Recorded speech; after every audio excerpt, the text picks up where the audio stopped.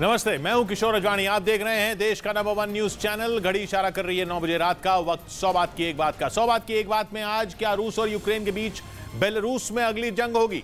अब जेलेंस्की को युद्ध के लिए भड़काने वाला कौन है? पुतिन के किले में किसने मिसाइल मार दी? और इजराइल ने ईरान पर बम क्यों फोड़ दिया?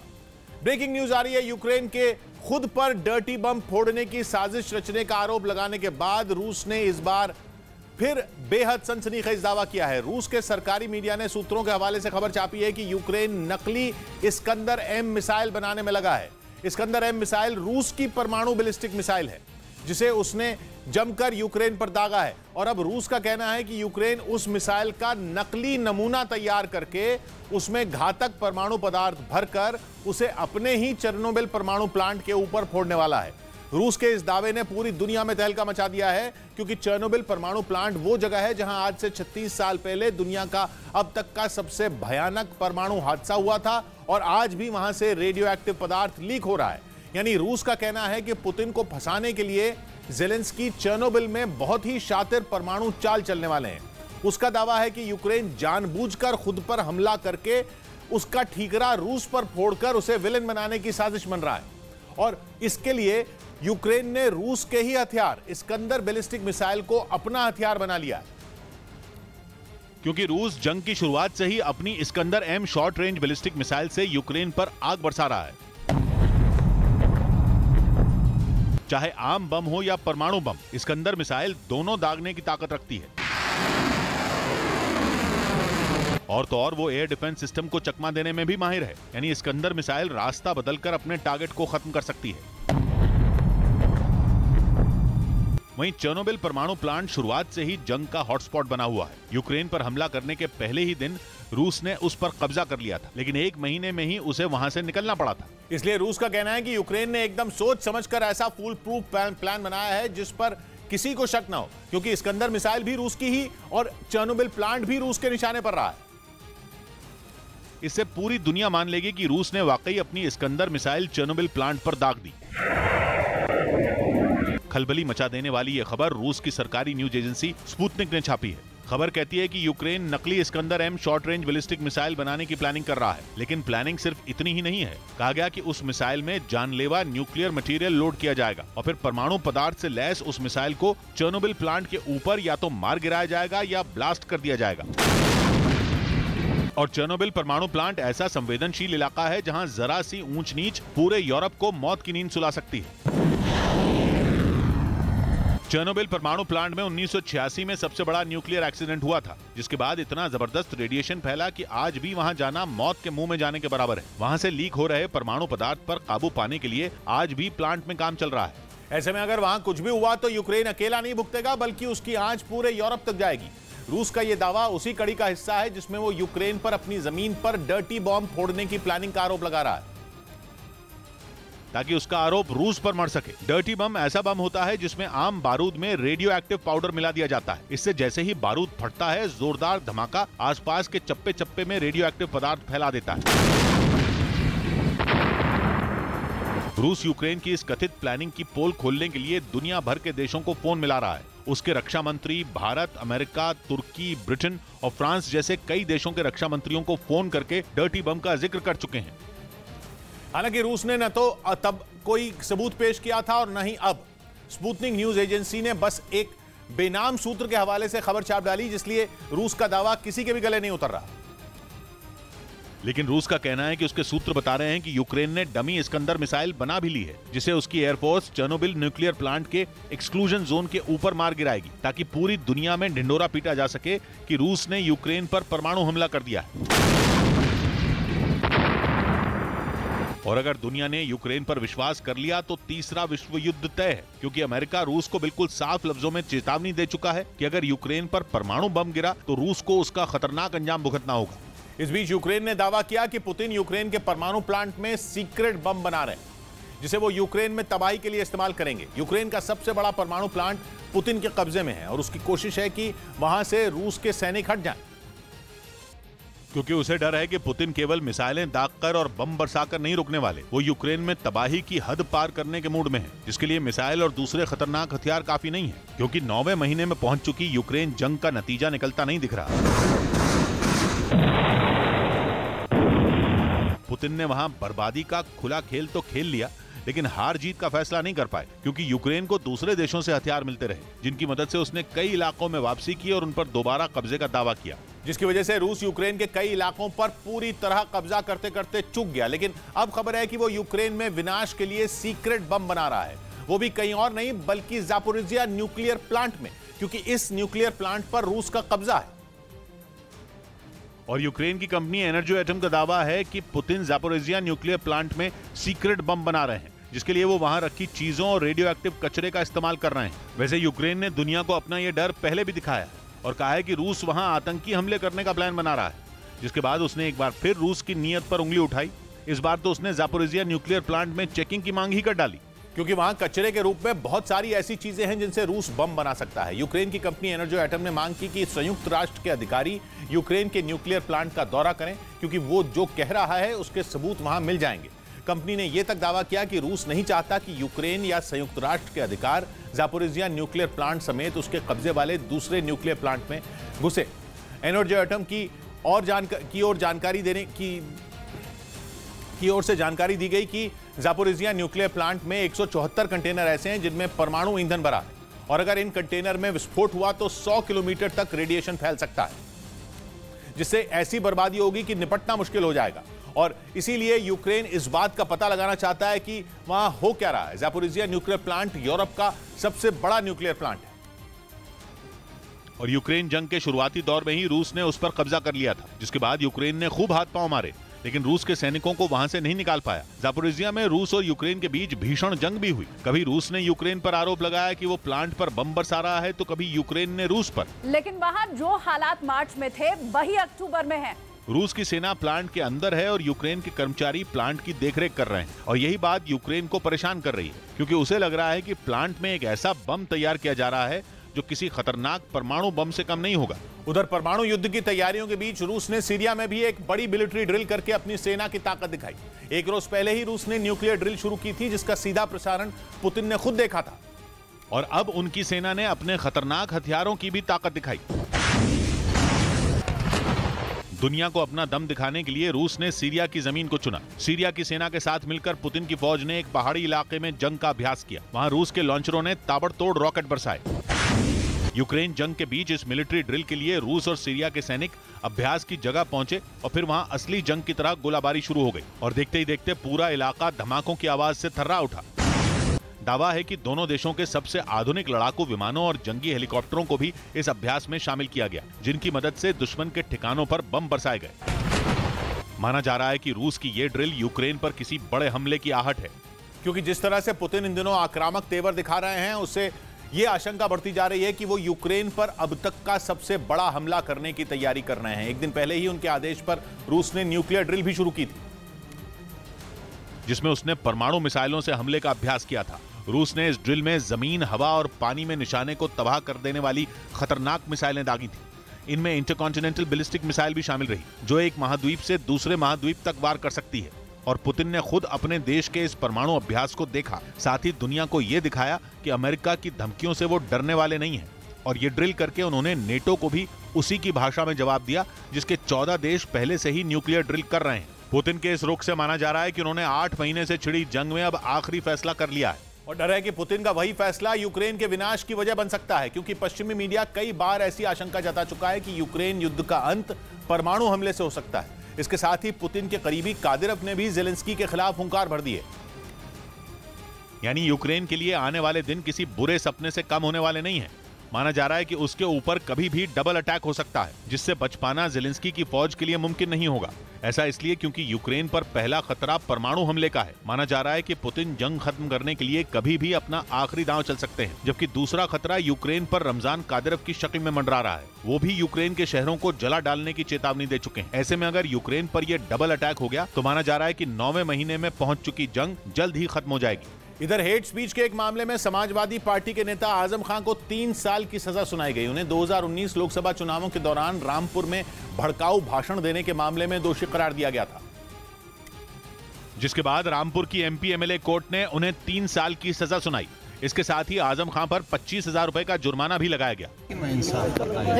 कोर्ट से 3 साल की सजा होने के बाद उनकी विधानसभा सदस्यता भी जा सकती है। उधर भोपाल की एक कॉलोनी में गैस का रिसाव होने से हड़कंप मच गया। लोगों को सांस लेने में तकलीफ और आंखों में जलन होने लगी, जिससे घबराकर वो घरों से बाहर निकल आए। कुछ लोगों को तो अस्पताल ले जाना पड़ा, जिनसे मिलने मंत्री विश्वास सारंग पहुंचे। स्थिति नियंत्रण में, कहीं कोई दिक्कत। बाद में मंत्री ने गैस प्लांट का निरीक्षण भी किया। इस बीच T20 वर्ल्ड कप में खेले गए सुपर 12 के मुकाबले में भारत ने नेदरलैंड्स को 56 रन से हरा दिया। टॉस जीतकर पहले बल्लेबाजी करते हुए भारत ने 179 रन बनाए, जिसके जवाब में नेदरलैंड्स की टीम 20 ओवरों में 123 रन ही बना पाई। इस जीत के साथ टीम इंडिया ग्रुप 2 में पहले नंबर पर पहुंच गई। टीम इंडिया अपना अगला मैच 30 अक्टूबर को दक्षिण अफ्रीका के खिलाफ खेलेगी। उधर पुतिन के गुस्से से घबराए पोलैंड ने एक बड़ी मिलिट्री ड्रिल करके अपनी सेना की ताकत दिखाई। यूक्रेन युद्ध की शुरुआत से ही नेटो का सदस्य देश पोलैंड पुतिन की नाराजगी झेल रहा है और इसी वजह से उसकी सेना ने जोरदार अभ्यास किया। पोलैंड के एक इलाके में पहुंची उसकी सेना ने अपने घातक हथियारों की ताकत को परखा। लॉन्चर से इतने रॉकेट बरसाए कि पूरा इलाका धमाकों से गूंज उठा। पोलैंड की इस मिलिट्री ड्रिल में नेटो के सैनिकों ने भी हिस्सा लिया। बताया गया कि पोलैंड ने अपने पश्चिमी इलाकों में तैनात सेना को पूर्व में बेलारूस से लगी सीमा की तरफ रवाना कर दिया है, क्योंकि रूस ने बेलारूस में बड़ी संख्या में अपने सैनिकों की तैनाती शुरू कर दी है। ऐसे में पोलैंड को भी यह डर सता रहा है कि कहीं उसका हाल भी यूक्रेन की तरह ना हो, क्योंकि जंग की शुरुआत से ही वो खुलकर रूस के खिलाफ बोलता रहा है। इतना ही नहीं, पोलैंड के रास्ते से ही पश्चिमी देशों से भेजे गए हथियार यूक्रेन तक पहुंचते रहे हैं, जिसने रूस को भड़काने का ही काम किया। इधर दिल्ली में गाजीपुर लैंडफिल साइट पर अरविंद केजरीवाल के दौरे पर हंगामा हो गया। उनके आने से पहले ही आम आदमी पार्टी और बीजेपी के कार्यकर्ता इकट्ठा हो गए और उन्होंने एक दूसरे के खिलाफ नारेबाजी शुरू कर दी। इसी दौरान कुछ कार्यकर्ता आपस में उलझ गए। वहां मौजूद महिलाओं के बीच भी धक्का मुक्की होने लगी। थोड़ी ही देर में हालात इस कदर बिगड़ गए कि पुलिस को बीच बचाव के लिए आना पड़ा। अरविंद केजरीवाल का गाजीपुर लैंडफिल साइट का यह दौरा ऐसे वक्त में हुआ जब राजधानी में एमसीडी चुनाव होने वाले हैं। इस बीच यूक्रेन में छिड़ी जंग ने उसके पड़ोस में मौजूद मोल्दोवा में उथल पुथल मचा दी है। सोवियत संघ का ही हिस्सा रहे मोल्दोवा के पूर्व राष्ट्रपति ने आशंका जताई है कि नेटो की सेना कभी भी उनके देश में धमक सकती है, जबकि मोल्दोवा नेटो का सदस्य ही नहीं है। लेकिन अगर यूक्रेन में जंग इसी तरह जारी रही तो मोल्दोवा के पूर्व राष्ट्रपति इगोर दोदोन का कहना है कि फिर नेटो कभी भी मोल्दोवा में अपनी सेना उतार देगा। मोल्दोवा भले ही नेटो का सदस्य नहीं है, लेकिन उसके नेटो से अच्छे रिश्ते हैं। मोल्दोवा की मौजूदा राष्ट्रपति माया सांदू का पश्चिम की तरफ झुकाव भी है, जबकि इगोर दोदोन रूस के समर्थक हैं। इसलिए उन्होंने रूस की एक न्यूज एजेंसी को दिए इंटरव्यू में कहा कि मोल्दोवा में जल्द से जल्द चुनाव कराने होंगे, नहीं तो वहां नेटो पहुंच जाएगा। उनके दावों में दम भी है, क्योंकि यूक्रेन के पूर्व में रूस है और उत्तर में बेलारूस, यानी इन दो दिशाओं से नेटो का यूक्रेन में पहुंचना मुमकिन नहीं। जबकि यूक्रेन का पश्चिमी और दक्षिणी पश्चिमी हिस्सा नेटो देशों से घिरा हुआ है, वहीं मोल्दोवा यूक्रेन के दक्षिण में बसा है। अगर मोल्दोवा तक नेटो की पहुंच हो जाए तो उसके लिए यूक्रेन में घुसना और भी आसान हो जाएगा। और अगर कल को नेटो को यूक्रेन की जंग में कूदना ही पड़ा तो मोल्दोवा उसके लिए बहुत बड़ा हथियार साबित होगा। इधर रक्षा मंत्री राजनाथ सिंह शौर्य दिवस के कार्यक्रम में शामिल होने के लिए जम्मू कश्मीर के बडगाम पहुंचे, जहां उन्होंने शहीद जवानों को श्रद्धांजलि दी और पीओके में हो रहे जुल्म का जिक्र करते हुए पाकिस्तान पर जमकर बरसे। इन अमानवीय घटनाओं के लिए पाकिस्तान पूरी तरह से जिम्मेदार है। शौर्य दिवस पर यह कार्यक्रम सेना ने आयोजित किया। उधर चीन में एक आदमी को क्रेन से खींचकर घर से बाहर निकाला गया। बताया गया कि वो कोरोना पॉजिटिव था, लेकिन क्वारंटीन सेंटर जाने के बजाय वो घर में छिपकर बैठ गया। जानकारी मिलने के बाद मौके पर प्रशासन की टीम पहुंच गई, जिसके बाद उसे क्रेन की मदद से घर से बाहर निकाला गया और फिर उसे क्वारंटीन सेंटर में भेज दिया गया। इस बीच दिल्ली के प्रशांत विहार इलाके में स्कूटर सवार 3 बदमाशों ने ई रिक्शा पर बैठी एक महिला का बैग छीन लिया। छीना झपटी के दौरान वो सड़क पर गिर गई और उस महिला की मौत हो गई। ये वीडियो पास लगे सीसीटीवी कैमरे में रिकॉर्ड हो गया, जिसके बाद पुलिस झपटमारों की तलाश में जुट गई। पुलिस आई थी, पुलिस ने एफआईआर कराई। बताया गया कि महिला भाई दूज पर अपने मायके जा रही थी। उधर तुर्की ने अपने नए और खतरनाक आत्मघाती ड्रोन की झलक पहली बार दुनिया को दिखाई, जिसे ईरान के घातक ड्रोन शाहिद 136 का जवाब माना जा रहा है, जो हाल के दिनों में यूक्रेन के लिए बड़ा सिरदर्द साबित हुआ है, क्योंकि इसकी मदद से किए गए हमलों से रूस की सेना ने उसके कई शहरों में ऐसी तबाही मचाई कि ज़ेलेंस्की की फौज के साथ ही वहां के लोग भी दहशत में आ गए। मतलब ये कि यूक्रेन युद्ध में ईरान के घातक ड्रोन ने अपना ऐसा लोहा मनवाया कि तुर्की को ड्रोन के बाजार में अपनी बादशाहत खतरे में पड़ती दिखने लगी। इसीलिए उसने बगैर देर किए अपने नए आत्मघाती ड्रोन देली की ताकत का प्रदर्शन कर दिया, जिसका एक वीडियो भी जारी किया गया और दावा किया गया कि ये आत्मघाती ड्रोन तेज तर्रार भी है, ताकतवर भी है और बेहद खतरनाक भी है। यानी इसने एक बार उड़ान भर ली तो फिर टारगेट की तबाही तय है। चाहे दिन हो या रात, सर्दी हो या गर्मी, किसी भी तरह का इलाका हो, हर जगह तुर्की का ये ड्रोन अपनी मांद में छिपे दुश्मन का शिकार करने की ताकत रखता है। और तुर्की का दावा है कि कई दौर के परीक्षण के दौरान ये कामिकाजे ड्रोन अपनी काबिलियत को साबित भी कर चुका है, जिसका वजन महज 3 किलो है। ऐसे में इसे आसानी से जंग के मैदान तक पहुंचाया जा सकता है।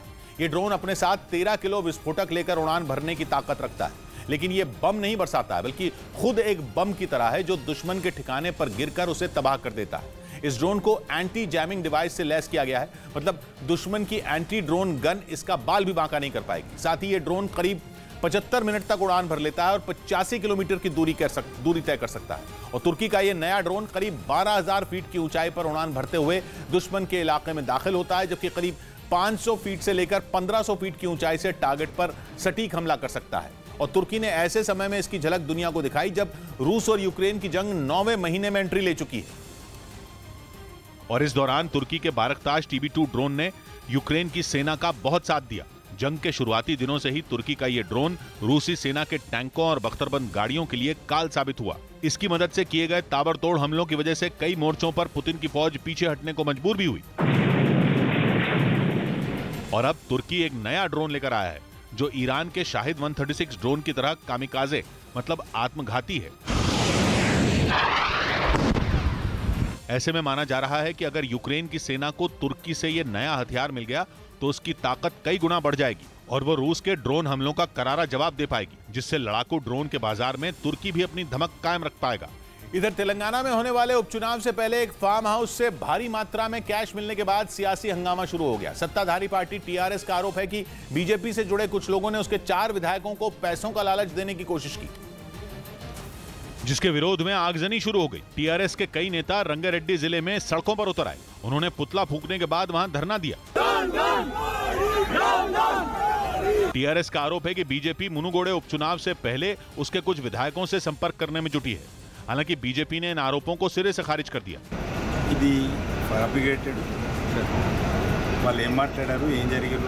इससे पहले तेलंगाना पुलिस ने रंगारेड्डी जिले के एक फार्म हाउस में छापेमारी की, जहां से इस मामले में 3 लोगों को कैश के साथ गिरफ्तार कर लिया गया। मुनुगोडे विधानसभा सीट के लिए 3 नवंबर को उपचुनाव होना है। उधर तख्तापलट और परमाणु हमले की आशंका के बीच रूस की सेना ने मॉस्को में बड़ी ड्रिल की। पश्चिमी मीडिया यह दावा कर चुका है कि पुतिन के करीबी ही उन्हें गद्दी से उतारने का प्लान तैयार कर रहे हैं, क्योंकि कहा जा रहा है कि यूक्रेन में मिल रही हार से पुतिन बुरी तरह बौखला गए हैं। और इसी बौखलाहट में वो कभी भी यूक्रेन और पश्चिमी देशों पर परमाणु बम गिरा सकते हैं।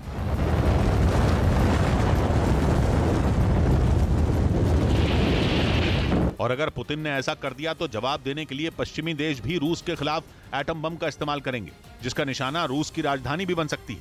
इसी आशंका से रूस में दहशत है और उसने परमाणु हमले से निपटने की तैयारी भी शुरू कर दी, जिसकी एक तस्वीर मॉस्को से भी सामने आई, जिसमें सेना की बख्तरबंद गाड़ियां वहां के संसद भवन और दूसरे सरकारी दफ्तरों की घेरेबंदी करती दिखाई दी, जिसका मकसद मॉस्को को परमाणु हमले से बचाना तो है ही, साथ ही इसे तख्तापलट की साजिश में शामिल लोगों पर भी शिकंजा कसने की कवायद माना जा रहा है। क्योंकि पश्चिमी मीडिया के मुताबिक पुतिन के अपने ही उन्हें कुर्सी से बेदखल करने की तैयारी कर रहे हैं। उनका मानना है कि पुतिन को रोकने के लिए तख्तापलट ही आखिरी रास्ता है, जो कई बार पश्चिमी देशों को परमाणु हमले की धमकी दे चुके हैं। और उनके आदेश पर रूस की सेना परमाणु हमले के अभ्यास के लिए बड़ी न्यूक्लियर ड्रिल भी शुरू कर चुकी है। और अब तो पुतिन लगातार यूक्रेन पर परमाणु हमला करने का बहाना ढूंढ रहे हैं, जिसके लिए उन्होंने यूक्रेन पर डर्टी बम तैयार करने का भी आरोप लगाया।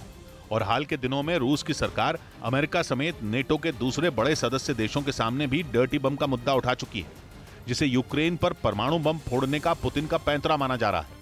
इसीलिए अमेरिका ने रूस के आरोपों को जंग को और भड़काने की साजिश बताया और परमाणु हमला करने पर उसे गंभीर परिणाम भुगतने की चेतावनी दे दी। इधर चुनाव आयोग ने समाजवादी पार्टी के अध्यक्ष अखिलेश यादव को नोटिस भेज दिया। अखिलेश यादव ने विधानसभा चुनाव के दौरान आरोप लगाया था कि आयोग बीजेपी के इशारे पर काम कर रहा है और उसने बीजेपी के कहने पर हर विधानसभा क्षेत्र से 20,000 मुस्लिम और यादव समुदाय के वोटरों के नाम वोटर लिस्ट से हटा दिए। इस आरोप पर चुनाव आयोग ने समाजवादी पार्टी के अध्यक्ष से 10 नवंबर तक दस्तावेज के साथ जवाब मांगा। इस बीच जम्मू में पुलिस ने एक बड़ी आतंकी साजिश को नाकाम कर दिया। पुलिस ने जम्मू रेलवे स्टेशन की पार्किंग से 18 डेटोनेटर बरामद किए, जिन्हें टैक्सी स्टैंड की पार्किंग के पास बने एक नाले में छिपाया गया था। ये वो नाला है जिसके भीतर डेटोनेटर के बॉक्स जो है वो बरामद किए गए। बताया गया कि पुलिस ने नाले से दोपहर 1:30 बजे 2 बॉक्स बरामद किए। एक्सप्लोसिव टाइप का मटेरियल पैक था। डेटोनेटर मिलने के बाद इलाके की सुरक्षा बढ़ा दी गई। इधर बीसीसीआई ने महिला क्रिकेट खिलाड़ियों के लिए बड़ा ऐलान किया। अब महिला क्रिकेट टीम की खिलाड़ियों को भी पुरुष टीम के खिलाड़ियों के बराबर पैसे मिलेंगे, जिसकी जानकारी बीसीसीआई के सचिव जय शाह ने ट्वीट कर दी। इस फैसले के बाद अब महिला क्रिकेट टीम की खिलाड़ियों को एक टेस्ट के लिए पुरुष खिलाड़ियों के बराबर 15 लाख रुपए मैच फीस मिलेगी। सोसाइटी के लिए, वुमेन्स क्रिकेट के लिए, सबके लिए बहुत ज्यादा इम्पैक्ट आएगा। साथ ही वनडे मैचों के लिए महिला क्रिकेटरों को 6 लाख और T20 के लिए 3 लाख रुपए मिलेंगे। उधर युद्ध में बढ़ते परमाणु खतरे के बीच यूक्रेन ने अपनी स्पेशल फोर्स के जवानों की ट्रेनिंग का एक वीडियो जारी किया।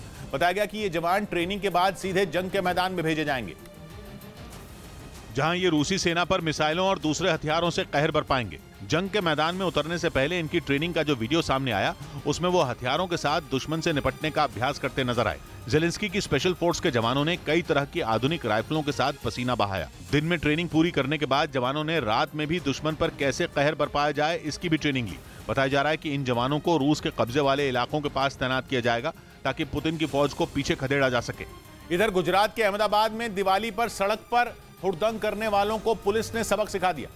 सड़क पर कुछ लोगों ने स्टंट करते हुए जमकर आतिशबाजी की थी, जिसका वीडियो सोशल मीडिया पर वायरल हो गया था, जिसमें कोई सड़क पर पटाखे फोड़ता दिखा तो कोई अपनी कार के ऊपर से पटाखे जलाता नजर आया।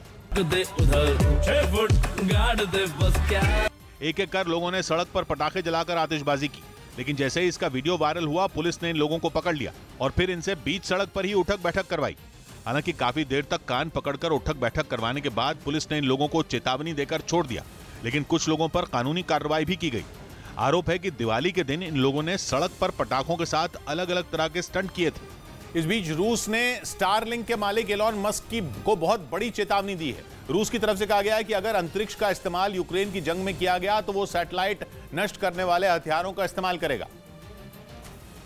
मतलब ये कि अगर मस्क नहीं माने तो अंतरिक्ष में मौजूद उनके सैटेलाइट नष्ट कर दिए जाएंगे। यूक्रेन में जंग शुरू होने से भी पहले से अंतरिक्ष में मौजूद सैटेलाइटों का बड़े पैमाने पर इस्तेमाल हुआ है। इनमें मैक्स आर और प्लैनेट लैब्स नाम की निजी सैटेलाइट कंपनियां भी शामिल हैं। अमेरिका की ये कंपनियां यूक्रेन के बॉर्डर पर मौजूद रूस की फौज की ये तस्वीरें दुनिया को दिखाती रही हैं। जंग शुरू होने के बाद भी इन सैटेलाइट कंपनियों की भूमिका बंद नहीं हुई। दावा किया जा रहा है कि यूक्रेन की फौज के कई बड़े हमलों के पीछे सैटेलाइट से मिली तस्वीरों की भूमिका रही, लेकिन सबसे अहम नाम रहा इस जंग में एलॉन मस्क का। जंग शुरू होते ही रूस ने यूक्रेन में इंटरनेट बंद कर दिया था, लेकिन एलॉन मस्क ने फरवरी से ही यूक्रेन की मदद करना शुरू कर दिया। उनकी कंपनी स्टारलिंक ने यूक्रेन की मदद के लिए पहल की और अंतरिक्ष में मौजूद स्टारलिंक के सैटेलाइट की मदद से यूक्रेन में इंटरनेट शुरू कर दिया गया। दावा तो यहां तक है कि रूस का मॉस्को डूबने के पीछे भी स्टारलिंक की बड़ी भूमिका रही थी। लेकिन अब पुतिन के सब्र का बांध टूट गया है। पुतिन ने मस्क को ही नहीं बल्कि सीधा अमेरिका को चेतावनी दी है। साफ कहा है कि पश्चिमी देशों का वर्चस्व कायम करने के लिए अंतरिक्ष का इस्तेमाल बंद करना पड़ेगा, और अगर ऐसा नहीं किया गया तो पुतिन अपने एंटी सैटेलाइट वेपन का इस्तेमाल कर देंगे। उनके निशाने पर केवल एलॉन मस्क नहीं है, बल्कि अमेरिका की कुछ और निजी सैटेलाइट कंपनियां भी हैं। ये वही कंपनियां हैं जो जंग के दौरान रूस की फौज की सटीक लोकेशन यूक्रेन को बताती रही हैं। लेकिन एलॉन मस्क के लिए ये धमकी बहुत बड़ी है, क्योंकि उनकी कंपनी का मकसद पूरी दुनिया में हाई स्पीड इंटरनेट पहुंचाना है। कुछ देशों में तो वो स्टारलिंक के जरिए सैटेलाइट बेस्ड इंटरनेट सर्विस शुरू भी कर चुके हैं। अगर पुतिन ने उनके सैटेलाइट नष्ट कर दिए तो उनका कारोबार और उनका सपना दोनों मिट्टी में मिल जाएंगे। लेकिन माना जा रहा है कि रूस इस जंग में अब कुछ बड़ा करने वाला है, कुछ ऐसा जिसमें अमेरिका के ये निजी सैटेलाइट बेहद अहम साबित हो सकते हैं, या शायद अमेरिकी कंपनियों के ये सैटेलाइट रूस का खेल बिगाड़ सकते हैं। पुतिन ने एक दिन पहले ही न्यूक्लियर हथियारों के इस्तेमाल की ड्रिल भी देखी है। उनके दिमाग में क्या चल रहा है ये एक पहेली है, लेकिन इतना तय है कि वो यूक्रेन की जंग में कुछ बहुत बड़ा करने वाले हैं। इसीलिए कोई कदम उठाने से पहले रूस की तरफ से इतनी बड़ी चेतावनी दी गई है। एंटी सैटेलाइट वेपन दुनिया में केवल 4 मुल्कों के पास है। रूस के अलावा अमेरिका, चीन और भारत के ही पास ऐसी तकनीक है। पिछले साल रूस ने अपने ही एक बेकार हो चुके सैटेलाइट को नष्ट किया था। मतलब ये कि रूस जो करने की धमकी दे रहा है वो असंभव नहीं है। रूस ने दावा किया कि अंतरिक्ष में भेजे गए सैटेलाइट का इस्तेमाल दुनिया के भले के लिए होना चाहिए, जंग में किसी का दबदबा कायम करने के लिए नहीं। इधर बॉर्डर पर चीन की चालाकी का जवाब देने के लिए भारत ने लेजर से हमला करने वाली तकनीक विकसित की है, जिसे हाई पावर माइक्रोवेव वेपन कहा जाता है। माना जा रहा है कि इस हथियार से चीन LAC पर पूरी तरह लाचार हो जाएगा। क्योंकि इस तकनीक से चीन के न केवल रेडार सिस्टम बल्कि ड्रोन और हाईटेक कैमरे भी काम करना बंद कर देंगे। भारत का यह हथियार वक्त पड़ने पर लेजर से हमला करेगा। असल में चीन इसी तकनीक के जरिए बॉर्डर पर भारत के रेडार सिस्टम, ड्रोन और कैमरे को समय समय पर बंद करने की फिराक में रहता है। लेकिन अब भारत ने भी ऐसी तकनीक विकसित कर उसके लिए मुश्किल खड़ी कर दी है। यह जो वेपन है ये बहुत ही कारगर होगा। भारत का यह हथियार चीन से कई कदम आगे है, क्योंकि चीन का हाई पावर माइक्रोवेव वेपन जहां 1.5 किलोमीटर तक के दायरे में असरदार है, वहीं भारत के इस हथियार की जद में LAC के पास 10 किलोमीटर के इलाके में चीन का सर्वेलेंस सिस्टम होगा। उधर दिल्ली में छठ पूजा से पहले यमुना नदी में गंदगी के मुद्दे पर सियासत गर्मा गई। बीजेपी ने आरोप लगाया कि केजरीवाल सरकार ने नदी की सफाई नहीं करवाई और इसी वजह से यमुना में सफेद झाग की मोटी परत जमा हो गई है। अभी मुझे किसी ने बताया कि ये केमिकल डाले जा रहे हैं इसमें। बीजेपी के इन आरोपों पर आम आदमी पार्टी ने पलटवार किया। बीजेपी वाले भागे मत, मुद्दा ना भटकाएं। हालांकि बीजेपी केमिकल के छिड़काव की शिकायत पुलिस से करेगी। इस बीच उत्तर प्रदेश की राजधानी लखनऊ में कुछ लोगों ने एक सिपाही की पिटाई कर दी। आरोप है कि मोटरसाइकिल पर जा रहे 3 लोगों को सिपाही ने रोका था, जिससे वो भड़क गए और उस पर लात घूंसे बरसाने लगे। हालांकि जैसे तैसे सिपाही ने भागकर अपनी जान बचाई। घटना की जानकारी मिलने के बाद पुलिस ने आरोपियों के खिलाफ केस दर्ज कर लिया और उनकी तलाश में जुट गई। इस बीच बड़ी खबर है, ईरान से जुड़े विवाद में अमेरिका की एंट्री पर इजरायल के राष्ट्रपति की बाइडेन से हुई मुलाकात में इस मुद्दे पर चर्चा होने की खबर है। इजरायल ने बाइडेन को बताया कि ईरान गुपचुप तरीके से परमाणु बम बनाने में लगा है। मुलाकात के दौरान बाइडेन ने भी इस बात पर चिंता जताई कि ईरान लगातार रूस को खतरनाक हथियारों की सप्लाई कर रहा है। दोनों नेताओं के बीच हुई इस मुलाकात का असर ईरान और रूस के गठजोड़ पर पड़ सकता है। मतलब साफ है कि ईरान को घेरने के लिए इजरायल और अमेरिका मिलकर किसी बड़े प्लान पर काम शुरू कर सकते हैं। मतलब यह कि यूक्रेन की जंग में ईरान की भूमिका बढ़ने का जबरदस्त असर हुआ है। इजरायल से लेकर अमेरिका तक परेशान है। माना जा रहा है कि ईरान के खिलाफ अमेरिका कुछ नए और ज्यादा कड़े प्रतिबंध लगा सकता है और इससे जुड़ा प्रस्ताव संयुक्त राष्ट्र में भी लाया जा सकता है। इस बार अमेरिका और इजरायल के राष्ट्रपति की मुलाकात के दौरान ज्यादातर वक्त ईरान पर ही चर्चा हुई। ईरान की ताकत बढ़ने से सबसे ज्यादा खतरा इजरायल को है। इजरायल का दावा यह है कि ईरान केवल आत्मघाती ड्रोन नहीं बना रहा, बल्कि वो अपने परमाणु हथियार भी बना रहा है। जब से ईरान और रूस के गठजोड़ की खबरें सामने आई है, सबसे ज्यादा बेचैन इजरायल हुआ है, क्योंकि इजरायल को लगता है कि रूस और ईरान के बीच कोई बड़ा समझौता हुआ है। अंदेशा जताया जा रहा है कि रूस ने परमाणु हथियार बनाने में ईरान की मदद का वादा कर दिया है। इसीलिए इजरायल तो मानकर चल रहा है कि अगर ईरान के हाथ में परमाणु बम आ गया तो उसका इस्तेमाल सबसे पहले इजरायल के खिलाफ ही होगा। यही वजह है कि वो अभी से ईरान को घेरने की कोशिश में जुट गया है। ईरान की घेरेबंदी में अमेरिका और इजरायल दोनों एक साथ दिख रहे हैं, जिसकी वजह भी साफ है। रूस और ईरान के गठजोड़ में अगर ईरान से इजरायल को खतरा है तो रूस ने बाइडेन की नींदें उड़ा रखी हैं। इसीलिए बाइडेन को भी रूस और ईरान की दोस्ती से डर लगने लगा है। ईरान के बनाए शाहिद 136 ड्रोन के अलावा अरश 2 ड्रोन भी रूस को दिए जाने की चर्चा है। ये दोनों ही ऐसे हथियार हैं जिनकी असली ताकत दुनिया को तभी पता लगी है जब वो यूक्रेन में इस्तेमाल हुए। ईरान के हथियारों ने कहर तो यूक्रेन पर बरपाया, लेकिन अमेरिका और इजरायल के दिल में भी डर पैदा कर दिया। अब उन खबरों को गंभीरता से लिया जा रहा है जिनमें कहा जा रहा था कि ईरान परमाणु बम बनाने के करीब है। ऊपर से पुतिन की दोस्ती जो ईरान को कहीं ज्यादा खतरनाक बना सकती है। उधर शेयर बाजार हरे निशान पर बंद हुआ। सेंसेक्स और निफ्टी दोनों बढ़त के साथ बंद हुए। हालांकि कारोबार के दौरान काफी उतार चढ़ाव रहा, लेकिन आखिर में सेंसेक्स 212 अंकों की बढ़त के साथ 59,756 पर पहुंच गया, जबकि निफ्टी 80 अंकों के उछाल के साथ 17,737 पर बंद हुआ। इस बीच खबर है कि जेलेंस्की ने यूक्रेन और बेलारूस के बॉर्डर के पास सेना बढ़ा दी।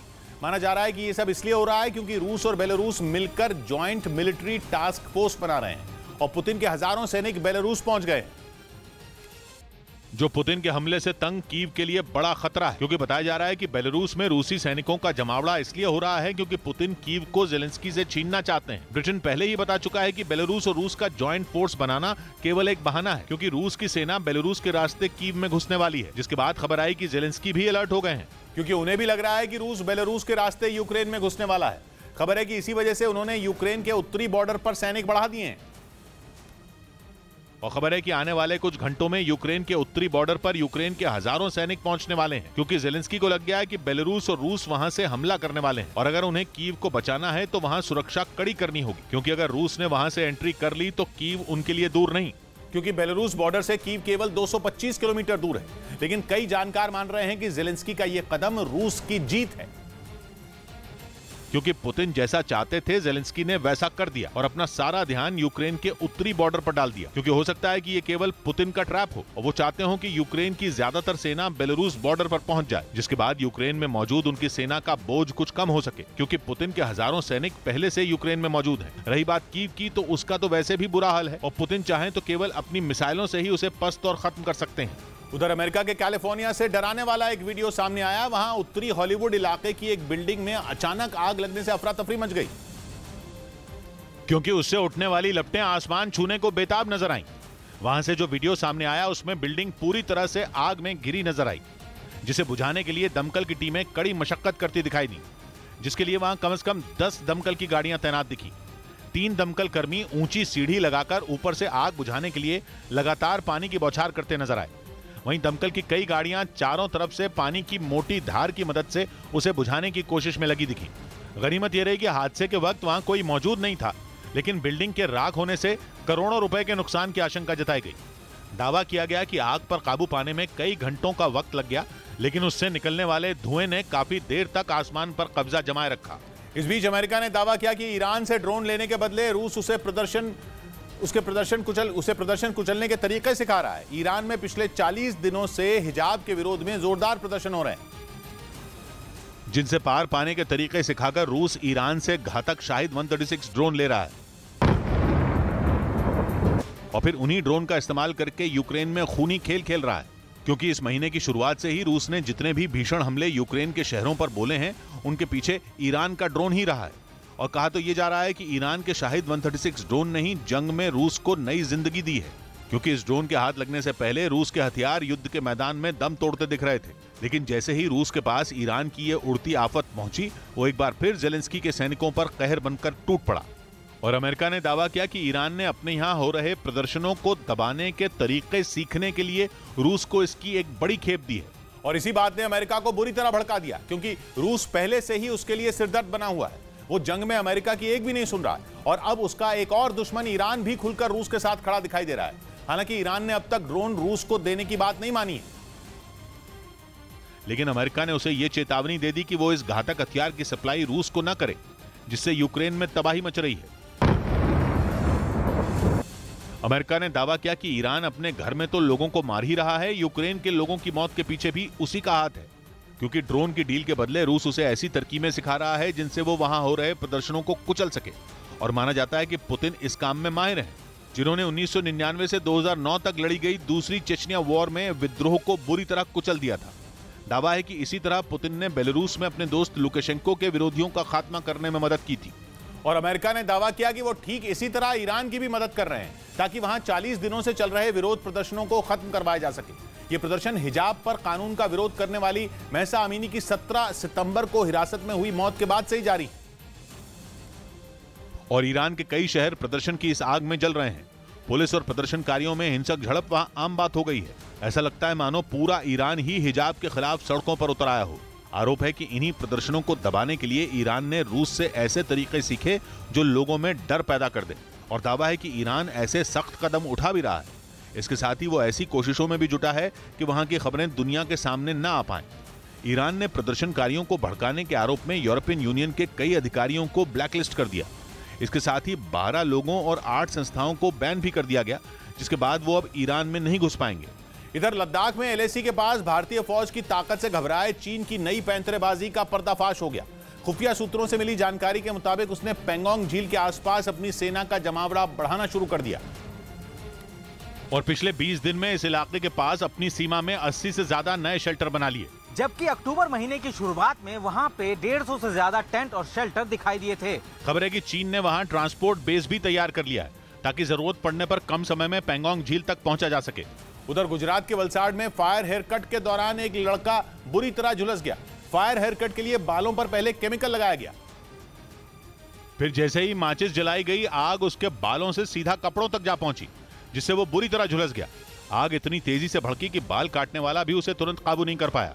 इस बीच उत्तर प्रदेश के प्रयागराज में एक टोल प्लाजा के पास हुए सड़क हादसे में 6 लोगों की मौत हो गई, जबकि 4 लोग घायल हो गए, जिन्हें फौरन अस्पताल पहुंचाया गया। बताया गया कि कार बेकाबू होकर एक बिजली के खंभे से टकरा गई। चारों की हालत स्थिर है। खबर है कि कार की रफ्तार तेज होने की वजह से हादसा हुआ उधर खबर है कि अमेरिका ने रूस के पड़ोस में मौजूद नेटो देशों में मौजूद अपने परमाणु हथियारों के जखीरे को अपग्रेड करना शुरू कर दिया, जिसकी वजह परमाणु हमले का डर है। क्योंकि अमेरिका को लग रहा है कि पुतिन कभी भी परमाणु हमला कर सकते हैं और उनके निशाने पर यूक्रेन के साथ ही उसके मददगार नेटो देश भी होंगे। इसीलिए उसने रूस पर पलटवार की तैयारी तेज कर दी, जिसके तहत अमेरिका जल्द ही नेटो देशों में मौजूद अपने मिलिट्री बेस में अपने सटीक मार करने वाले परमाणु बम B6112 को तैनात करेगा, जो एक ग्रेविटी बम है और फटने से पहले जमीन के अंदर 3 फीट तक जा सकता है। खबर है कि इसे अपग्रेड करने के लिए अमेरिका ने करीब 1000 करोड़ डॉलर यानी भारतीय रुपयों में करीब 82,000 करोड़ की भारी भरकम रकम खर्च की है और दावा है कि अपग्रेड किए जाने के बाद इस बम को लड़ाकू विमानों और बम गिराने वाले विमानों की मदद से दुश्मन के ठिकानों पर आसानी से गिराया जा सकेगा। और पश्चिमी मीडिया ने दावा किया कि पिछले दिनों बेल्जियम की राजधानी में हुई नेटो देशों की एक बैठक में अमेरिका ने उन्हें इस बम से लैस करने का भरोसा दिया और माना जा रहा है कि जल्द ही अमेरिका का यह घातक परमाणु हथियार यूरोप में पहुंचने वाला है। असल में नेटो के सदस्य ब्रिटेन और फ्रांस के पास परमाणु हथियार हैं, जबकि जर्मनी, बेल्जियम, इटली और तुर्की जैसे देशों को नेटो के न्यूक्लियर वेपन्स शेयरिंग प्रोग्राम के तहत B61 परमाणु बम दिए गए हैं, जिनकी संख्या करीब 100 है। और अब अमेरिका इन बमों के बदले इन देशों में इनके एडवांस्ड वर्जन B6112 को तैनात करेगा, ताकि रूस की ओर से परमाणु हमला होने पर उसे मुंहतोड़ जवाब दिया जा सके। इधर जम्मू कश्मीर के कुलगाम में सुरक्षा बल और आतंकियों की मुठभेड़ हो गई, जिसमें एक आतंकी को मार गिराया गया। हालांकि आतंकियों से मुठभेड़ के दौरान एक जवान भी घायल हो गया। सुरक्षा बल और आतंकियों के बीच काफी देर तक मुठभेड़ हुई, जिसके बाद एक आतंकी को ढेर किया जा सका। सेना ने कुलगाम के आसपास के इलाकों में सर्च ऑपरेशन भी चलाया।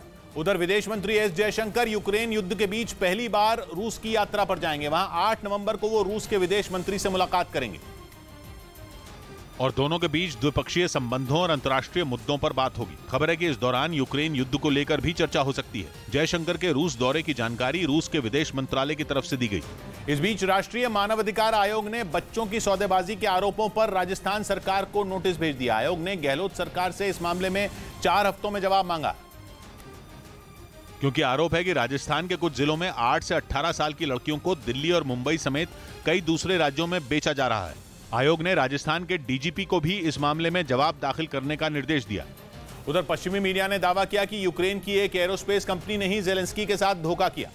आरोप है कि जंग के दौरान कंपनी ने रूस को हेलीकॉप्टरों के पार्ट्स की सप्लाई की, जिसकी वजह से रूस ने आधुनिक हेलीकॉप्टरों का इस्तेमाल कर यूक्रेन पर कहर बरपाया। मतलब एक तरफ यूक्रेन की सेना पश्चिमी देशों से मिले हथियारों के दम पर रूस को जवाब दे रही थी, वहीं दूसरी तरफ उसके ही घर में साजिश रची जा रही थी। आरोप है कि एरोस्पेस कंपनी मोटोर सीच ने कई तरह के हेलीकॉप्टर के पार्ट्स रूस को सप्लाई किए। बताया गया कि जिन हेलीकॉप्टरों के पार्ट्स रूस को दिए गए उनमें मी-8 से लेकर का-52 एलिगेटर हेलीकॉप्टर शामिल थे। जंग शुरू होने के बाद ज्यादातर देशों ने रूस पर कई तरह के प्रतिबंध लगा दिए थे। ऐसे में उसके लिए हेलीकॉप्टरों की मरम्मत के लिए पार्ट्स बाहर से मंगवाना मुश्किल था। दावा है कि मोटोर सीच कंपनी ने जंग के बीच ही रूस की मदद की। खबर है कि जैसे ही इसकी जानकारी जेलेंस्की सरकार को लगी, कंपनी के 2 बड़े अधिकारियों को साजिश करने के आरोप में गिरफ्तार कर लिया गया। इधर जम्मू कश्मीर के गांदरबल से दिल दहला देने वाला एक वीडियो सामने आया। वहां एक रेस्टोरेंट में अचानक आग लग गई। गनीमत यह रही कि इस हादसे में किसी को कोई नुकसान नहीं हुआ, लेकिन आग लगने से रेस्टोरेंट जलकर राख हो गया। इस घटना का जो वीडियो सामने आया उसमें वहां आग की लपटों के साथ काले धुएं का गुबार उठता दिखाई दिया, जिसने चंद सेकंड में ही पूरे इलाके को ढक लिया। घटना की जानकारी मिलने के बाद फौरन फायर ब्रिगेड की टीम पहुंच गई, जिसके बाद आग बुझाने का काम शुरू किया गया। लेकिन तब तक आग इतनी ज्यादा भयानक हो चुकी थी कि उसे बुझा पाना उतना आसान नहीं था। हालांकि कई घंटों की मशक्कत के बाद आग पर काबू पा लिया गया। इस बीच यूक्रेन ने डोनेस्क में रूस के कब्जे वाले इलाके में मौजूद एक बड़े तेल डिपो को हमला करके तबाह कर दिया। रूस के मीडिया के मुताबिक यूक्रेन की सेना ने मिसाइलों से तेल डिपो को निशाना बनाया और उन मिसाइलों के वहां टकराते ही जोरदार धमाका हुआ। इसके बाद तो वहां आग का बवंडर उठने लगा। दूर दूर तक जहां भी नजर गई बस आग ही आग दिखाई दी। ऐसा लग रहा था मानो वहां कई किलोमीटर तक ज्वालामुखी का लावा बह रहा हो। मिसाइल हमले के बाद वहां आसपास रहने वाले लोग सड़कों पर आ गए।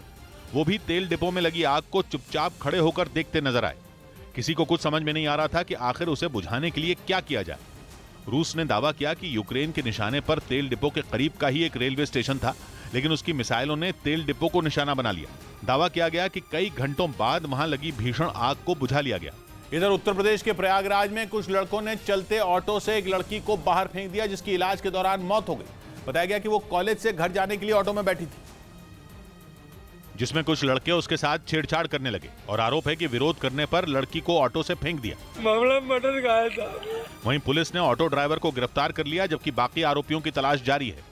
उधर उत्तर कोरिया से जारी जबरदस्त टेंशन के बीच दक्षिण कोरिया ने आतंकी हमलों का मुकाबला करने की ड्रिल की। उत्तर कोरिया के आए दिन हो रहे मिसाइल परीक्षणों ने दोनों देशों के बीच तनाव एकदम चरम पर पहुंचा दिया है। इस बीच दक्षिण कोरिया ने अपनी नेशनल सिक्योरिटी ड्रिल करके उसे चेतावनी देने की कोशिश की, जिसके सामने आए वीडियो में सैनिक हेलीकॉप्टर से बंधी रस्सी के सहारे एक इमारत की छत पर कूदते नजर आए। अंदर दाखिल होते ही जवानों ने अपनी बंदूकें तान ली और उनका एंटी टेरर ऑपरेशन शुरू हो गया।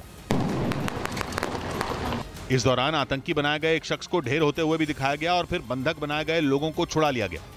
बिल्डिंग के अंदर दक्षिण कोरिया के सुरक्षा बल की पहली टीम अपना लोहा मनवा रही थी, तो बाहर जांबाजों की दूसरी टीम अपना दमखम दिखाती नजर आई। सैनिकों की टोली आतंकियों की बनाई एक बस पर बिजली की तरह ऐसे तेजी से टूटती हुई दिखी कि उनकी फुर्ती का कोई मुकाबला ही नहीं था। ड्रिल में दक्षिण कोरिया के सैनिकों ने इस बात की भी प्रैक्टिस की कि अगर जहरीली गैस का हमला हो तो किस तरह से उससे निपटा जाएगा। इधर महाराष्ट्र के अंबरनाथ से हैरान कर देने वाला एक वीडियो सामने आया। वहां सड़क से गुजर रहे मोटरसाइकिल सवार जलते पटाखों पर गिर गए। बाद में यह वीडियो सोशल मीडिया पर वायरल हो गया, जिसमें एक मोटरसाइकिल जलते पटाखों पर गिरती नजर आई। इस घटना का जो वीडियो सामने आया उसमें कुछ लड़के बीच सड़क पर आतिशबाजी करते दिखाई दिए। इसी दौरान कुछ लोग वहां से गुजरते भी नजर आए। तभी सामने से आ रही एक मोटरसाइकिल सड़क के बीचों बीच जल रहे पटाखों पर जा गिरी। इसके बाद जो हुआ, ब्रेक के बाद एकदम सोच समझकर ऐसा फुल प्रूफ प्लान बनाया है जिस पर किसी को शक ना हो, क्योंकि इस्कंदर मिसाइल भी रूस की ही और चेर्नोबिल प्लांट भी रूस के निशाने पर रहा है। इससे पूरी दुनिया मान लेगी कि रूस ने वाकई अपनी इस्कंदर मिसाइल चेर्नोबिल प्लांट पर दाग दी। खलबली मचा देने वाली यह खबर रूस की सरकारी न्यूज एजेंसी स्पुतनिक ने छापी है। खबर कहती है कि यूक्रेन नकली Iskander M short range ballistic missile बनाने की प्लानिंग कर रहा है। लेकिन प्लानिंग सिर्फ इतनी ही नहीं है। कहा गया कि उस मिसाइल में जानलेवा न्यूक्लियर मटेरियल लोड किया जाएगा और फिर परमाणु पदार्थ से लैस उस मिसाइल को चेर्नोबिल प्लांट के ऊपर या तो मार गिराया जाएगा या ब्लास्ट कर दिया जाएगा। और चेर्नोबिल परमाणु प्लांट ऐसा संवेदनशील इलाका है जहां जरा सी ऊंच नीच पूरे यूरोप को मौत की नींद सुला सकती है। चेर्नोबिल परमाणु प्लांट में 1986 में सबसे बड़ा न्यूक्लियर एक्सीडेंट हुआ था, जिसके बाद इतना जबरदस्त रेडिएशन फैला कि आज भी वहां जाना मौत के मुंह में जाने के बराबर है। वहां से लीक हो रहे परमाणु पदार्थ पर काबू पाने के लिए आज भी प्लांट में काम चल रहा है। ऐसे में अगर वहां कुछ भी हुआ तो यूक्रेन अकेला नहीं भुगतेगा, बल्कि उसकी आंच पूरे यूरोप तक जाएगी।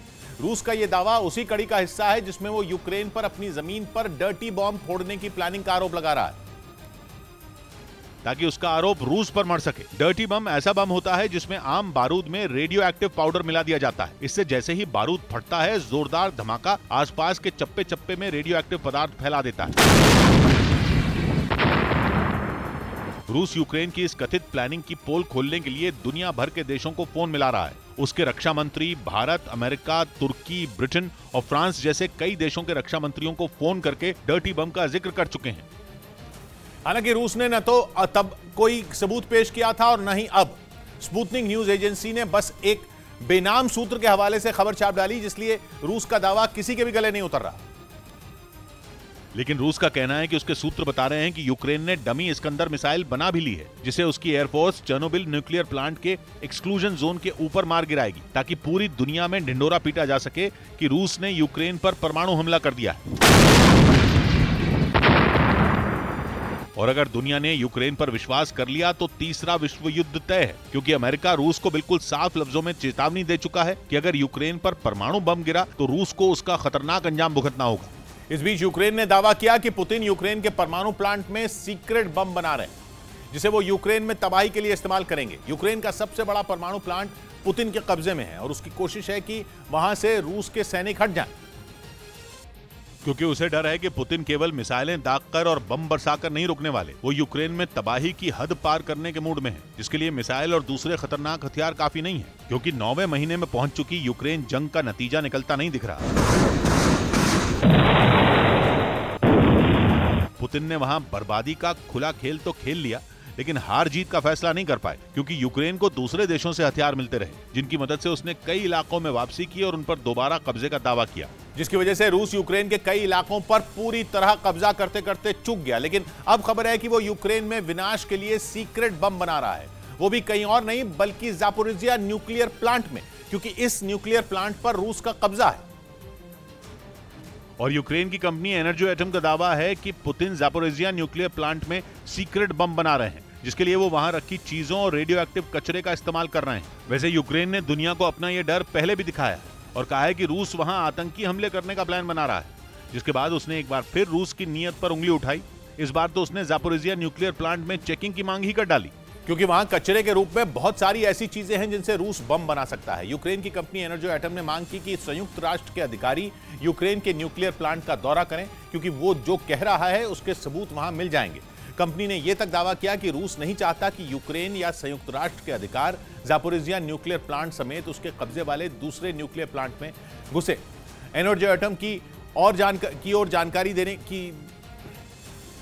से जानकारी दी गई कि ज़ापोरिजिया न्यूक्लियर प्लांट में 174 कंटेनर ऐसे हैं जिनमें परमाणु ईंधन भरा है, और अगर इन कंटेनर में विस्फोट हुआ तो 100 किलोमीटर तक रेडिएशन फैल सकता है, जिससे ऐसी बर्बादी होगी कि निपटना मुश्किल हो जाएगा। और इसीलिए यूक्रेन इस बात का पता लगाना चाहता है कि वहां हो क्या रहा है। ज़ापोरिजिया न्यूक्लियर प्लांट यूरोप का सबसे बड़ा न्यूक्लियर प्लांट है और यूक्रेन जंग के शुरुआती दौर में ही रूस ने उस पर कब्जा कर लिया था, जिसके बाद यूक्रेन ने खूब हाथ पांव मारे, लेकिन रूस के सैनिकों को वहां से नहीं निकाल पाया। ज़ापोरिजिया में रूस और यूक्रेन के बीच भीषण जंग भी हुई। कभी रूस ने यूक्रेन पर आरोप लगाया कि वो प्लांट पर बम बरसा रहा है, तो कभी यूक्रेन ने रूस पर। लेकिन वहां जो हालात मार्च में थे वही अक्टूबर में है। रूस की सेना प्लांट के अंदर है और यूक्रेन के कर्मचारी प्लांट की देखरेख कर रहे हैं, और यही बात यूक्रेन को परेशान कर रही है, क्योंकि उसे लग रहा है कि प्लांट में एक ऐसा बम तैयार किया जा रहा है जो किसी खतरनाक परमाणु बम से कम नहीं होगा।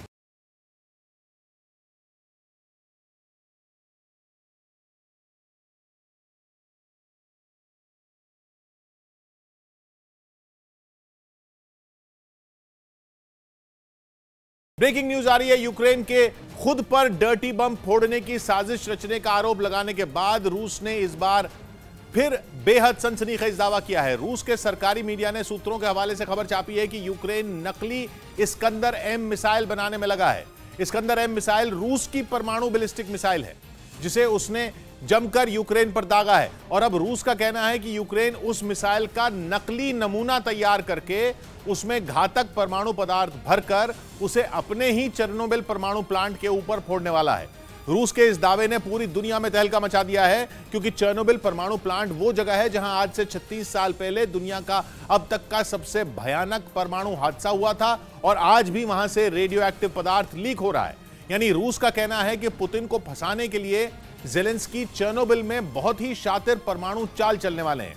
उसका दावा है कि यूक्रेन जानबूझकर खुद पर हमला करके उसका ठीकरा रूस पर फोड़कर उसे विलेन बनाने की साजिश बन रहा है, और इसके लिए यूक्रेन ने रूस के ही हथियार इस्कंदर बैलिस्टिक मिसाइल को अपना हथियार बना लिया है।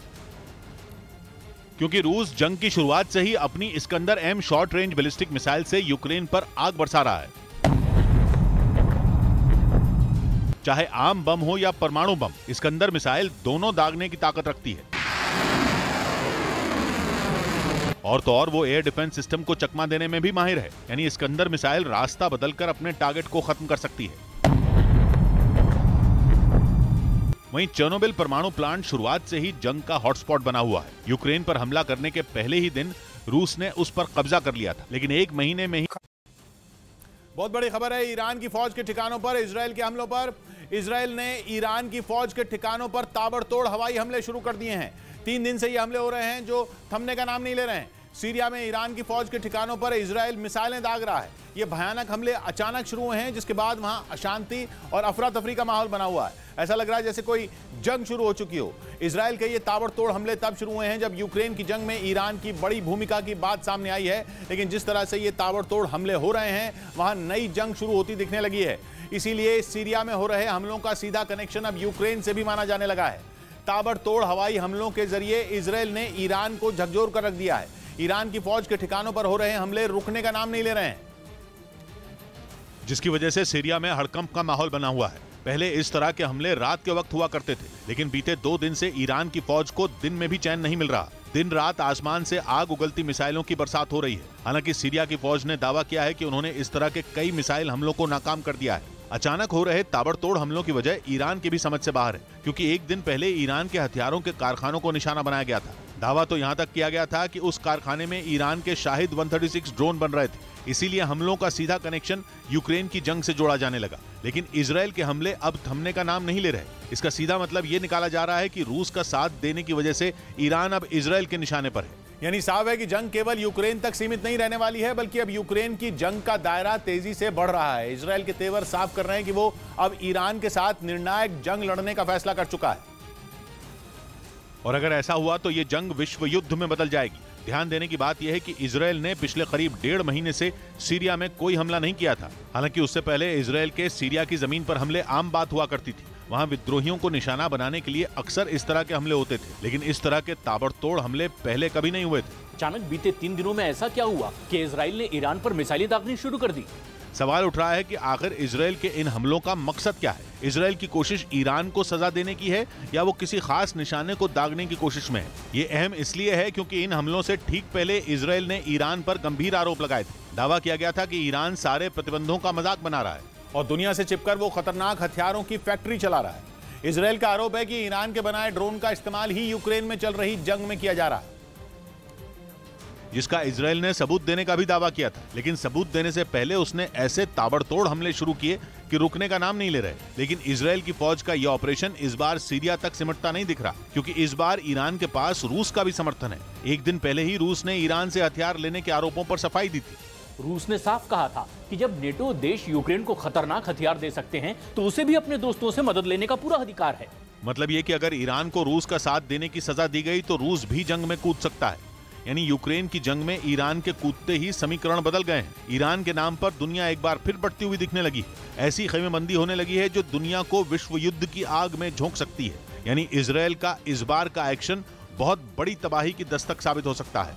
उधर महाराष्ट्र के अंबरनाथ से हैरान कर देने वाला एक वीडियो सामने आया। वहां सड़क से गुजर रहे मोटरसाइकिल सवार जलते पटाखों पर गिर गए। बाद में ये वीडियो सोशल मीडिया पर वायरल हो गया, जिसमें एक मोटरसाइकिल जलते पटाखों पर गिरती नजर आई। इस घटना का जो वीडियो सामने आया उसमें कुछ लड़के बीच सड़क पर आतिशबाजी करते दिखाई दिए।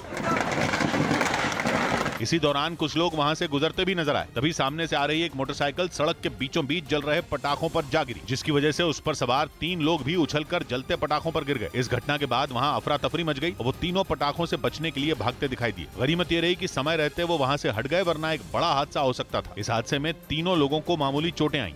इस बीच रूस की न्यूक्लियर ड्रिल के अगले ही दिन अमेरिका ने हाइपरसोनिक हथियारों का टेस्ट कर दिया। चीन ने पिछले ही साल हाइपरसोनिक हथियारों का सफल परीक्षण किया था, जिसके बाद से अमेरिका बेताब है। और ये बेताबी तब और बढ़ गई जब रूस ने अपनी न्यूक्लियर ड्रिल में बैलिस्टिक मिसाइलों का दम दिखाया, क्योंकि अगले ही दिन अमेरिका ने हाइपरसोनिक हथियारों का टेस्ट किया और ध्वनि की गति से 5 गुना तेजी से उड़ने वाला रॉकेट दागा। ये रॉकेट तेजी से आसमान की ओर गया और पलक झपकते ही आंखों से ओझल हो गया।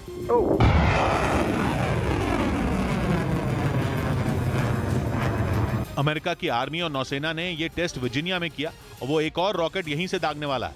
इसके अलावा आने वाले कुछ दिनों में अमेरिका 13 और हाइपरसोनिक मिसाइलों की टेस्टिंग करने वाला है। मतलब बाइडेन ने तैयारी शुरू कर दी है, क्योंकि इन मिसाइलों की गति इन्हें बैलिस्टिक मिसाइलों से बेहतर बनाती है। क्योंकि हाइपरसोनिक मिसाइलें ज्यादा स्पीड से उड़ती हैं, इसलिए दुश्मन के रडार में आने से बच जाती हैं। कहा जा रहा है कि आवाज की स्पीड से 5 गुना तेज चलने वाले ये हथियार रूस, अमेरिका और चीन के बीच रेस की नई वजह बन गए हैं, क्योंकि ये बैलिस्टिक मिसाइलों से ज्यादा ताकतवर बताए जाते हैं।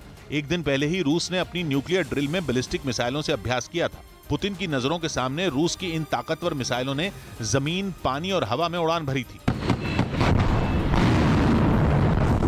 जिसके बाद रूस और अमेरिका के बीच हथियारों के शक्ति प्रदर्शन का नया चैप्टर खुल गया। अगले ही दिन अमेरिका हाइपरसोनिक हथियार लेकर मैदान में उतर आया। कहा जा रहा है कि यह सिलसिला आगे भी जारी रहने वाला है, क्योंकि इस रेस में केवल रूस नहीं बल्कि अमेरिका का एक और दुश्मन चीन भी शामिल है। पिछले साल ही खबर आई थी कि चीन ने हाइपरसोनिक मिसाइल का टेस्ट किया है, क्योंकि चीन के आसमान के पास रॉकेट जैसी चीज नजर आई थी और कहा गया था कि ये कुछ और नहीं, चीन की हाइपरसोनिक मिसाइल थी।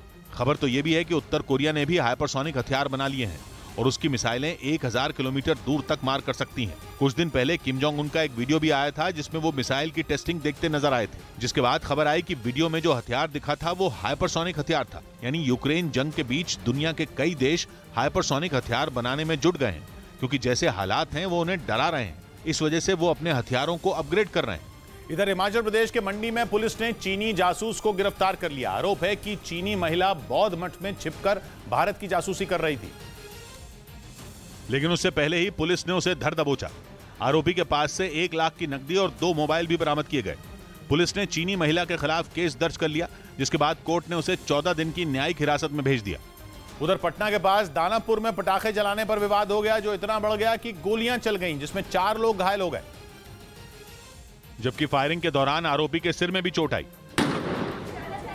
घटना की जानकारी मिलते ही पुलिस ने आरोपी को गिरफ्तार कर उसका हथियार जब्त कर लिया। इस बीच T20 वर्ल्ड कप में एक और बड़ा उलटफेर हो गया। कांटे की टक्कर में जिम्बाब्वे ने पाकिस्तान को 1 रन से हरा दिया और मैच आखिरी गेंद तक चला। आखिरी ओवर में जीत के लिए पाकिस्तान को 11 रन की जरूरत थी, लेकिन वो केवल 9 रन बना पाया। 131 रनों के लक्ष्य का पीछा कर रही पाकिस्तान की टीम 7 विकेट पर 129 रन ही बना पाई।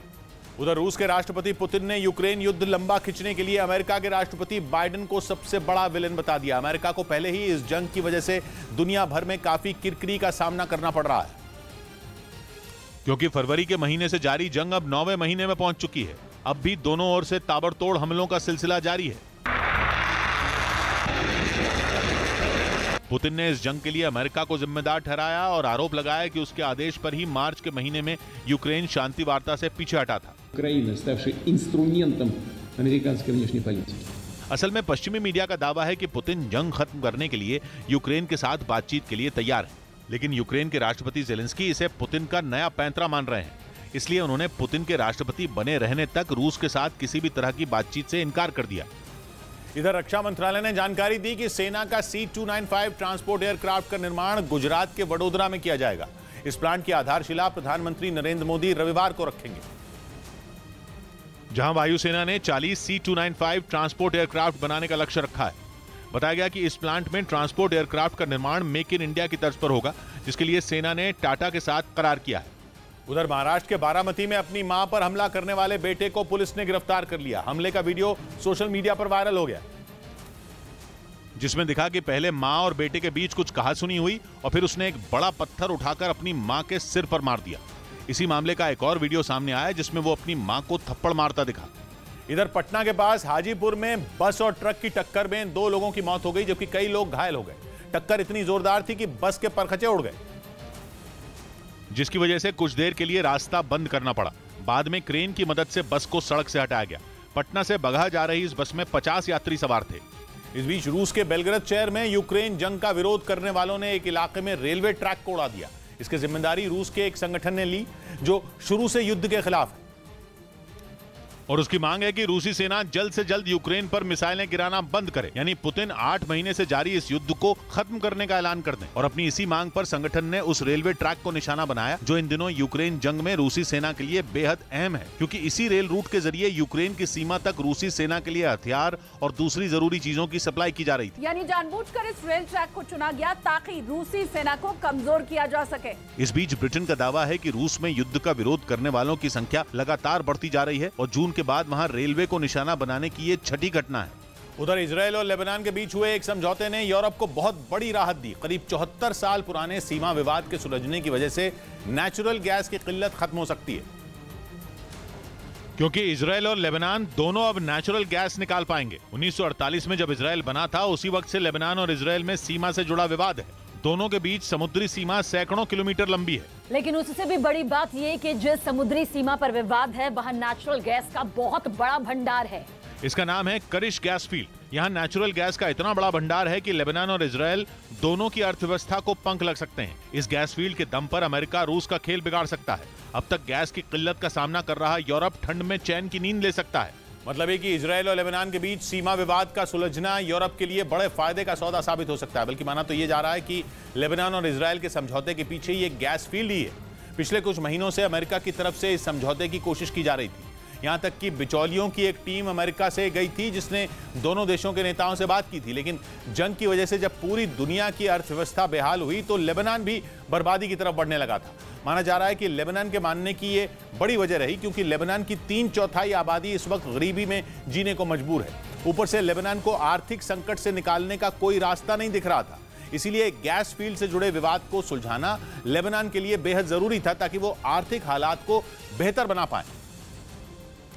लेकिन ये समझौता यूरोप के लिए वरदान साबित हो सकता है, क्योंकि यूरोप को अब तक रूस की गैस का विकल्प नहीं मिला है। इजराइल के पास इतनी नेचुरल गैस नहीं है कि वो यूरोप की जरूरत को पूरा कर पाए, लेकिन अगर करिश गैस फील्ड से गैस निकालना शुरू हो गया तो इजराइल की गैस यूरोप की जरूरत पूरा कर सकती है। इसीलिए बिना वक्त गंवाए इजराइल की सरकार ने करिश गैस फील्ड के ऑपरेशंस को मंजूरी दे दी। इसके लिए लंदन की कंपनी एनर्जियन को नेचुरल गैस निकालने का ठेका दिया गया है। माना जा रहा है कि बहुत जल्द करिश गैस फील्ड से नेचुरल गैस निकालने का काम शुरू भी कर लिया जाएगा। हालांकि यूरोप में गैस की किल्लत इस जंग के बाद शुरू हुई, लेकिन लेबनान और इजराइल में समझौते की कोशिश बरसों से चल रही थी। दोनों देशों के बीच समझौता कराने की कोशिश अमेरिका की तरफ से की जा रही थी।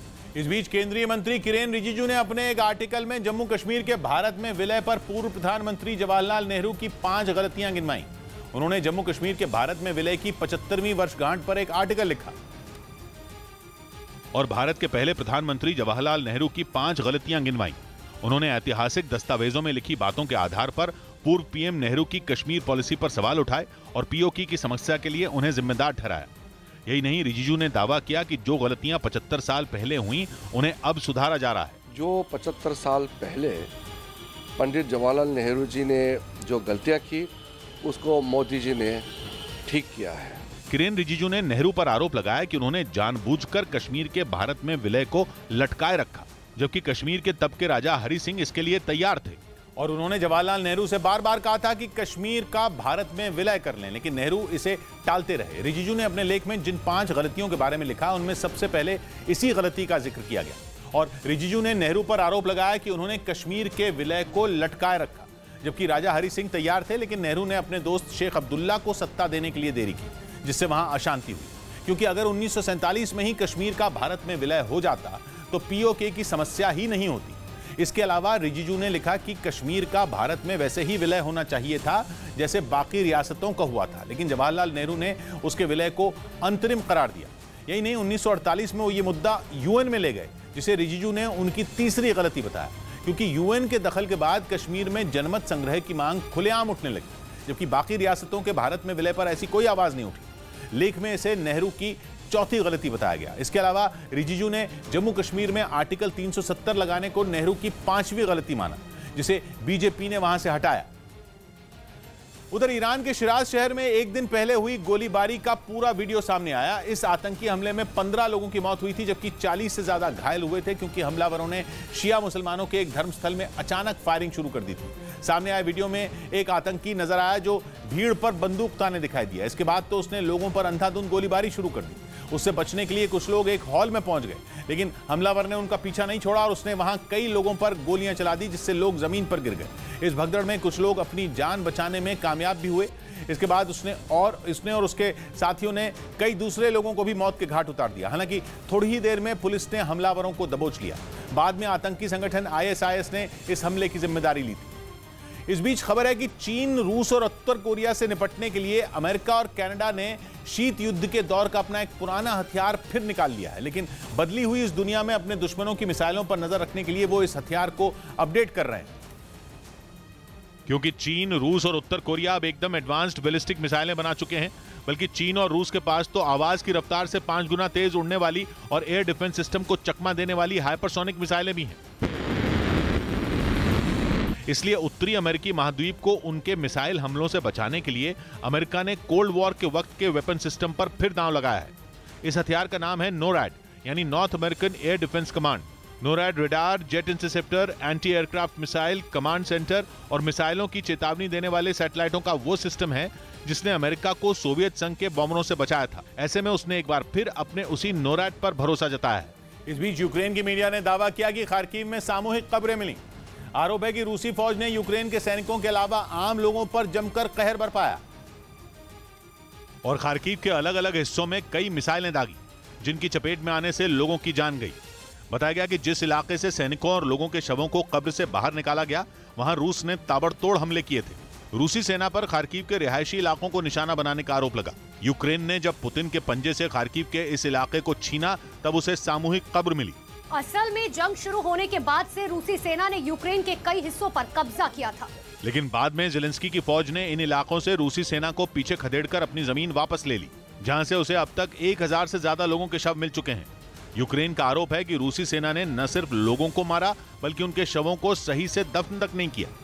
यूक्रेन जंग पर बहुत बड़ी खबर आ रही है। पुतिन ने कहा है कि यूक्रेन में युद्ध नहीं, गृह युद्ध हो रहा है, क्योंकि यूक्रेन रूस का हिस्सा है। पुतिन ने यह भी कहा कि इस जंग में पश्चिमी देशों का कोई रोल ही नहीं है। पुतिन ने अपने एक भाषण में यूक्रेन जंग के मुद्दे पर पश्चिमी देशों से दो टूक बोल दिया कि वो इस मामले से दूर रहें, क्योंकि ये रूस का अंदरूनी मामला है। यूक्रेन और रूस के बीच जंग इसलिए शुरू हुई क्योंकि यूक्रेन नेटो का हिस्सा बनना चाहता था और इसी वजह से पुतिन ने यूक्रेन पर हमला किया। पुतिन ने अपने भाषण में यह मुद्दा भी उठाया और साफ साफ कह दिया कि अमेरिका के पास दुनिया को देने के लिए कुछ नहीं है, क्योंकि वो केवल छोटे देशों को दबाना जानता है। उधर रूस का कहना है कि पुतिन को फंसाने के लिए ज़ेलेंस्की चेर्नोबिल में बहुत ही शातिर परमाणु चाल चलने वाले हैं।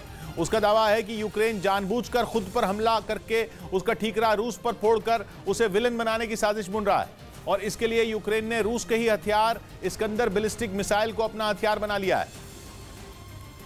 क्योंकि रूस जंग की शुरुआत से ही अपनी Iskander M short range ballistic missile से यूक्रेन पर आग बरसा रहा है।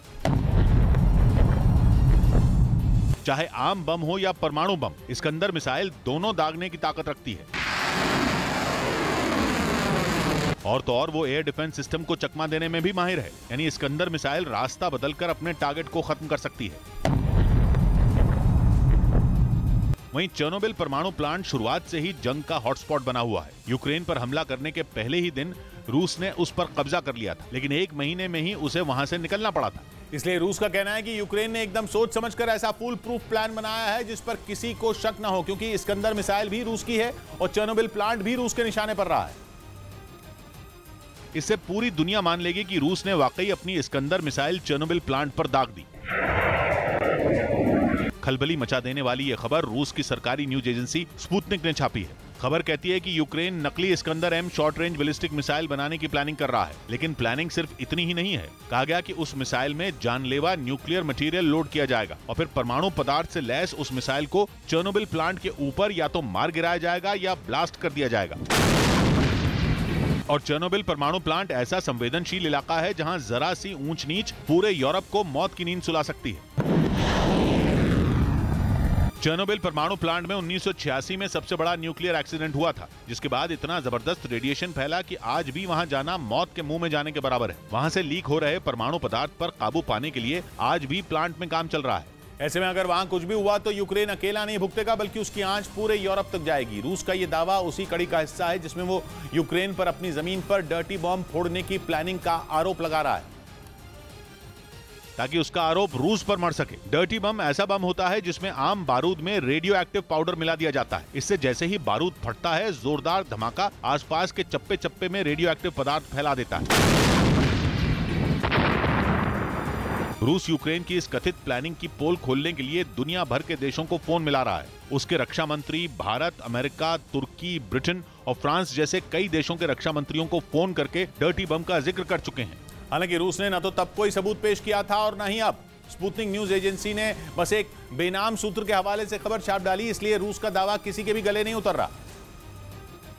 लेकिन रूस का कहना है कि उसके सूत्र बता रहे हैं कि यूक्रेन ने डमी इस्कंदर मिसाइल बना भी ली है, जिसे उसकी एयरफोर्स चेर्नोबिल न्यूक्लियर प्लांट के एक्सक्लूजन जोन के ऊपर मार गिराएगी, ताकि पूरी दुनिया में ढिंडोरा पीटा जा सके कि रूस ने यूक्रेन पर परमाणु हमला कर दिया है। और अगर दुनिया ने यूक्रेन पर विश्वास कर लिया तो तीसरा विश्व युद्ध तय है, क्योंकि अमेरिका रूस को बिल्कुल साफ लफ्जों में चेतावनी दे चुका है कि अगर यूक्रेन पर परमाणु बम गिरा तो रूस को उसका खतरनाक अंजाम भुगतना होगा। इधर परमाणु युद्ध की तैयारियों के बीच रूस ने सीरिया में भी एक बड़ी मिलिट्री ड्रिल करके अपनी सेना की ताकत दिखाई। एक रोज पहले ही रूस ने न्यूक्लियर ड्रिल शुरू की थी, जिसका सीधा प्रसारण पुतिन ने खुद देखा था। और अब उनकी सेना ने अपने खतरनाक हथियारों की भी ताकत दिखाई। दुनिया को अपना दम दिखाने के लिए रूस ने सीरिया की जमीन को चुना। सीरिया की सेना के साथ मिलकर पुतिन की फौज ने एक पहाड़ी इलाके में जंग का अभ्यास किया। वहां रूस के लॉन्चरों ने ताबड़तोड़ रॉकेट बरसाए। यूक्रेन जंग के बीच इस मिलिट्री ड्रिल के लिए रूस और सीरिया के सैनिक अभ्यास की जगह पहुंचे और फिर वहां असली जंग की तरह गोलाबारी शुरू हो गई और देखते ही देखते पूरा इलाका धमाकों की आवाज से थर्रा उठा। दावा है कि दोनों देशों के सबसे आधुनिक लड़ाकू विमानों और जंगी हेलीकॉप्टरों को भी इस अभ्यास में शामिल किया गया, जिनकी मदद से दुश्मन के ठिकानों पर बम बरसाए गए। माना जा रहा है कि रूस की ये ड्रिल यूक्रेन पर किसी बड़े हमले की आहट है। क्योंकि जिस तरह से पुतिन इन दिनों आक्रामक तेवर दिखा रहे हैं, उससे यह आशंका बढ़ती जा रही है कि वो यूक्रेन पर अब तक का सबसे बड़ा हमला करने की तैयारी कर रहे हैं। एक दिन पहले ही उनके आदेश पर रूस ने न्यूक्लियर ड्रिल भी शुरू की थी, जिसमें उसने परमाणु मिसाइलों से हमले का अभ्यास किया था। रूस ने इस ड्रिल में जमीन, हवा और पानी में निशाने को तबाह कर देने वाली खतरनाक मिसाइलें दागी थी। इनमें इंटरकॉन्टिनेंटल बैलिस्टिक मिसाइल भी शामिल रही, जो एक महाद्वीप से दूसरे महाद्वीप तक वार कर सकती है। और पुतिन ने खुद अपने देश के इस परमाणु अभ्यास को देखा, साथ ही दुनिया को यह दिखाया कि अमेरिका की धमकियों से वो डरने वाले नहीं हैं। और ये ड्रिल करके उन्होंने नेटो को भी उसी की भाषा में जवाब दिया, जिसके 14 देश पहले से ही न्यूक्लियर ड्रिल कर रहे हैं। पुतिन के इस रुख से माना जा रहा है कि उन्होंने 8 महीने से छिड़ी जंग में अब आखिरी फैसला कर लिया है। और डर है कि पुतिन का वही फैसला यूक्रेन के विनाश की वजह बन सकता है, क्योंकि पश्चिमी मीडिया कई बार ऐसी आशंका जता चुका है कि यूक्रेन युद्ध का अंत परमाणु हमले से हो सकता है। इसके साथ ही पुतिन के करीबी कादिरोव ने भी ज़ेलेंस्की के खिलाफ हुंकार भर दी। यानी यूक्रेन के लिए आने वाले दिन किसी बुरे सपने से कम होने वाले नहीं हैं। माना जा रहा है कि उसके ऊपर कभी भी डबल अटैक हो सकता है, जिससे बच पाना ज़ेलेंस्की की फौज के लिए मुमकिन नहीं होगा। ऐसा इसलिए क्योंकि यूक्रेन पर पहला खतरा परमाणु हमले का है। माना जा रहा है कि पुतिन जंग खत्म करने के लिए कभी भी अपना आखिरी दांव चल सकते हैं, जबकि दूसरा खतरा यूक्रेन पर रमजान कादिरोव की शक्ल में मंडरा रहा है। वो भी यूक्रेन के शहरों को जला डालने की चेतावनी दे चुके हैं। ऐसे में अगर यूक्रेन पर यह डबल अटैक हो गया तो माना जा रहा है कि 9वें महीने में पहुंच चुकी जंग जल्द ही खत्म हो जाएगी। इस बीच पुतिन के गुस्से से घबराए पोलैंड ने एक बड़ी मिलिट्री ड्रिल करके अपनी सेना की ताकत दिखाई। यूक्रेन युद्ध की शुरुआत से ही नेटो का सदस्य देश पोलैंड पुतिन की नाराजगी झेल रहा है और इसी वजह से उसकी सेना ने जोरदार अभ्यास किया। पोलैंड के एक इलाके में पहुंची उसकी सेना ने अपने घातक हथियारों की ताकत को परखा। लॉन्चर से इतने रॉकेट बरसाए कि पूरा इलाका धमाकों से गूंज उठा। पोलैंड की इस मिलिट्री ड्रिल में नेटो के सैनिकों ने भी हिस्सा लिया। बताया गया कि पोलैंड ने अपने पश्चिमी इलाकों में तैनात सेना को पूर्व में बेलारूस से लगी सीमा की तरफ रवाना कर दिया है, क्योंकि रूस ने बेलारूस में बड़ी संख्या में अपने सैनिकों की तैनाती शुरू कर दी है। ऐसे में पोलैंड को भी यह डर सता रहा है कि कहीं उसका हाल भी यूक्रेन की तरह ना हो, क्योंकि जंग की शुरुआत से ही वो खुलकर रूस के खिलाफ बोलता रहा है। इतना ही नहीं, पोलैंड के रास्ते से ही पश्चिमी देशों से भेजे गए हथियार यूक्रेन तक पहुंचते रहे हैं, जिसने रूस को भड़काने का ही काम किया। इतने फंदों में झूलकर भी प्राण हैं बाकी, इतने फंदों में झूलकर भी प्राण हैं बाकी, गोया हमारे कई इम्तिहान हैं बाकी। 100 बात की एक बात कही मानव ने, आग तो दूर दिया भी जला नहीं घर में, आग तो दूर दिया भी जला नहीं घर में, अभी धुएं के कई आसमान हैं बाकी। मिलते हैं कल, घड़ी जब इशारा करेगी 9 बजे रात का वक्त फिर होगा 100 बात की एक बात का।